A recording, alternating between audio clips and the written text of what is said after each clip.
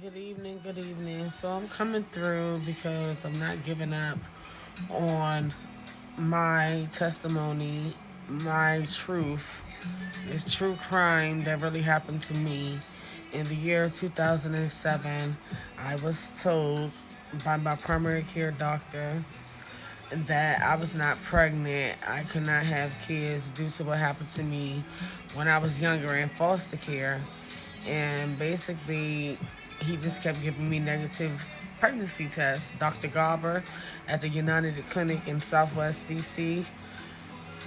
And then I was working two jobs. I was working at the Nets Ballpark Stadium in Southwest DC, and I was also working at Papa John Pizzas on Pennsylvania Avenue, Southeast DC as well.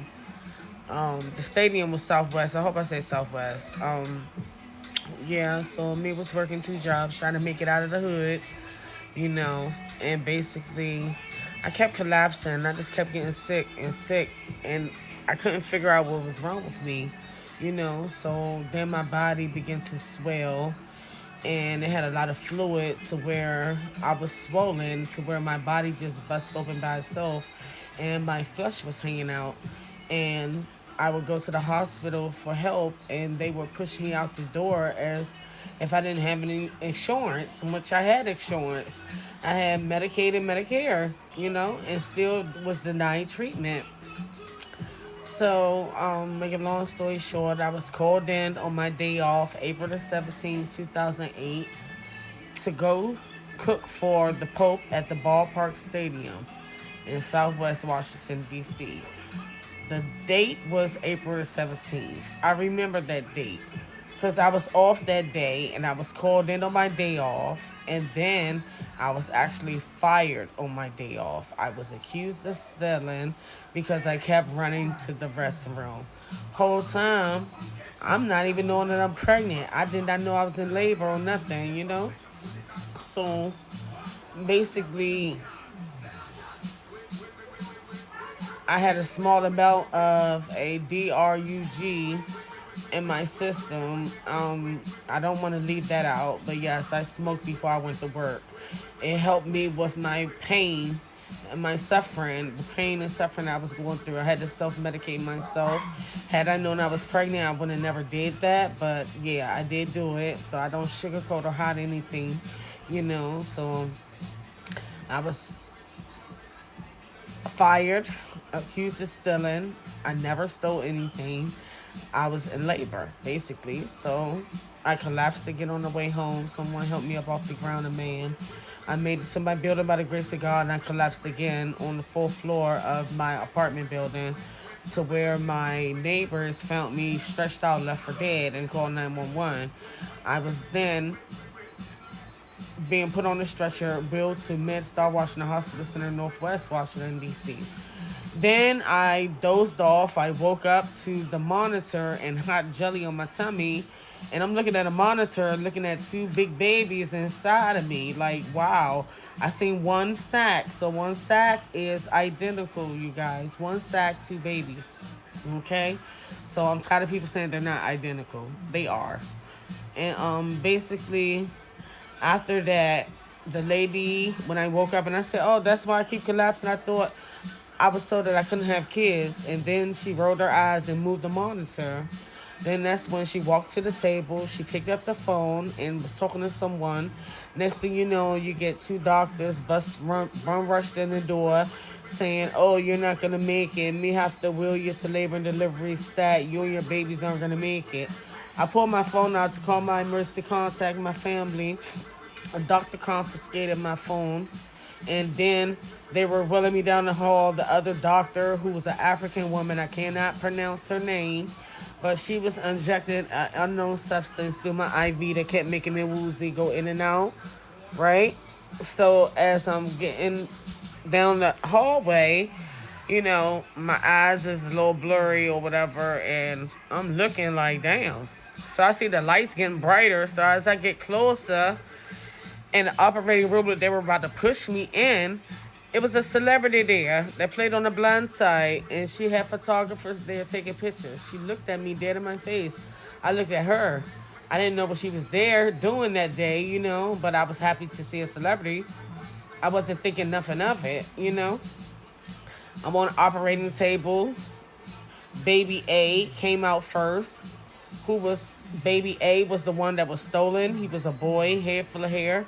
The doctor ran out the room, my baby crying. I never got a chance to name him or hold him. So I'm tired of people saying, oh, this celebrity adopted her baby in 2010. Of course, she could tell y'all that, but that's not the truth. The truth is she been had my son since day one, okay? And she came out with an article saying that she adopted him in 2010. That lady already had my son since day one, since April, okay? And the cover-up comes in with my son that lives with me. His birth certificate is wrong. The wrong month, all that. Then this celebrity is claiming that my biological son, Lewis, who I never got a chance to name, is 14, when Lewis will be turning 17 next month, April the 17th. My boys will be 17. You know, that is Lewis' real age. Lewis is not 14, he is 17. And so help me God on my mother and father graveyard, man. Me telling y'all the truth. That is my son, okay? I know my child. That is my child. And he looks just like his brother. And they've been separated from birth, but growing up being separated, they always like the same thing.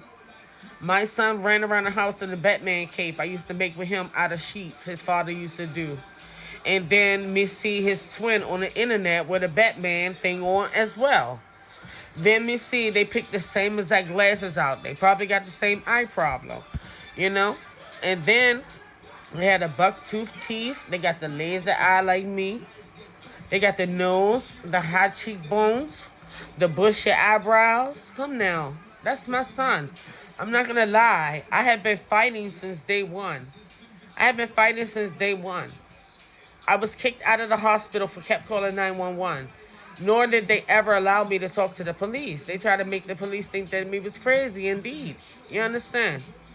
They lied about everything. They sent me home with a home health aide named Rima, an African woman who was cooking my food and pouring my drinks and going with me to my doctor's appointment. The same person that did very nasty things to me. And if you want to know more, purchase my book. It's called Left for Dead, God's Unexpected Miracle. It is on Barnes & Noble, Amazon, and Kindle. Okay? Yeah. Look into the copy of it.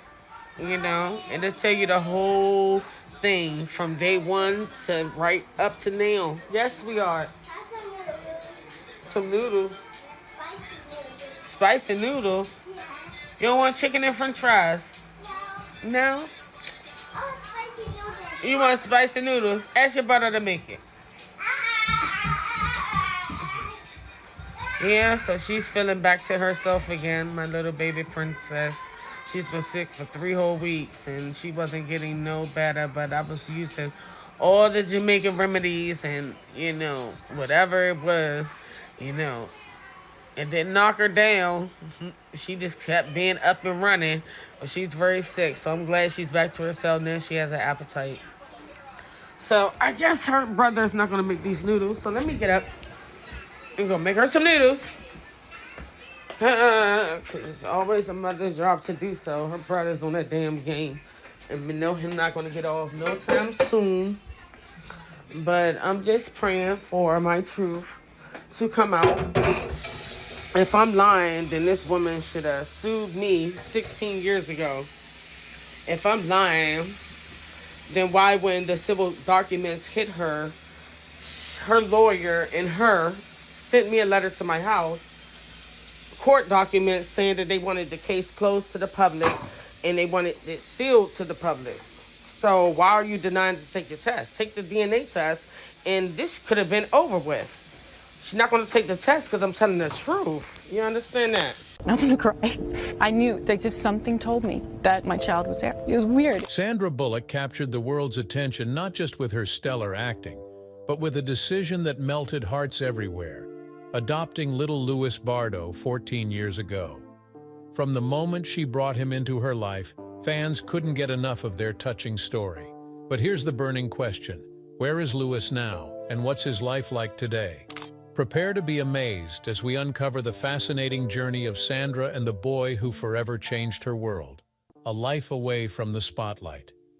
Sandra Bullock may be one of Hollywood's most well-known faces, but when it comes to raising her children, she has perfected the art of invisibility.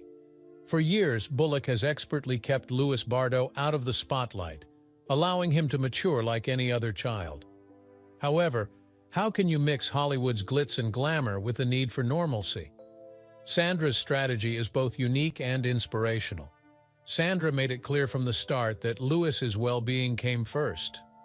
Adopting him in 2010, just months after a personal crisis, she made the decision that he would not become media fodder or paparazzi flashbulbs.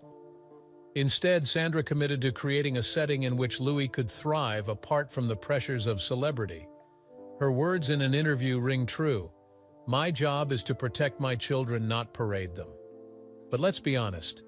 Keeping a child's life private when you're an A-lister is no easy task. On the rare occasions when Louis is seen in public, Sandra makes sure the encounter is on their terms. Consider his presence in the audience during award events rather than on the red carpet. These glimpses reveal Sandra's careful balancing act, allowing Louis to observe her career successes without putting him in the spotlight.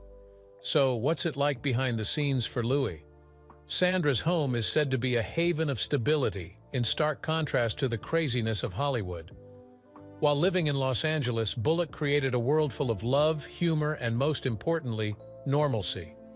Consider bike rides, quiet family meals, and homework nights instead of Hollywood premieres and celebrity galas. However, the question remains, how can you define normal when your mother is a global icon? According to family members, Sandra's guidelines are straightforward. No special treatment, no continuous stream of benefits, just the necessities for a balanced and grounded upbringing. It's a parenting style that combines traditional principles with modern sensibilities, ensuring that Louis knows life outside of the Hollywood bubble. While Louis may not appear on magazine covers or social media feeds, his presence is felt strongly in Sandra's life.